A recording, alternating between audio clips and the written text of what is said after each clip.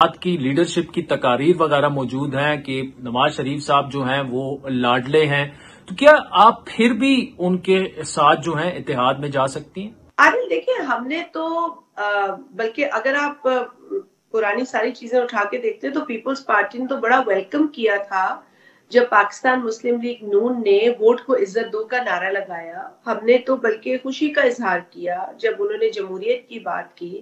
ہمیں تو اچھا لگا جب انہوں نے شہید ذوالفقار علی بھٹو کی قربانیوں کو یاد کیا. اس کے بیک گراؤنڈ میں نہیں جاتی کس نے کیا کہا تھا، دس از پاسٹ.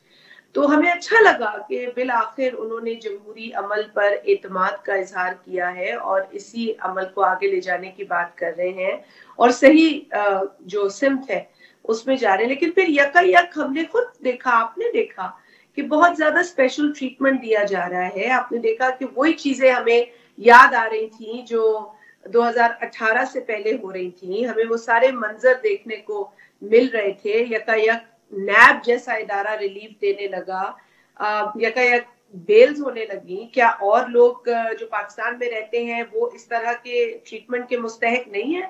کیا ان کو اس طرح کی ریلیف نہیں ملنی چاہیے؟ پھر یہ بھی کہنے لگے وہ کہ جی رائیونڈ سے ہو جائے گا وزیر اعظم، ہماری بات ہو گئی ہے. تو اگر اس طرح کی باتیں پاکستان مسلم لیگ نواز کے ذمہ داران کریں گے تو اس سے ہم کیا نتیجہ اخذ کریں؟ ہم اسے لاڈلا ٹریٹمنٹ نہ کہیں تو اور کیا کہیں؟ آپ مجھے کوئی اور لفظ بتا دیں. کیونکہ جب یہ عمران نیازی کو ٹریٹمنٹ ملتا تھا تو وہ بھی حقیقت تھی اور اس نے ثابت کیا اس کو ووٹ کی ضرورت ہی نہیں تھی، اسے وہ سپورٹ تھی، وہ ہینڈ پک تھا، وہ سلیکٹڈ تھا.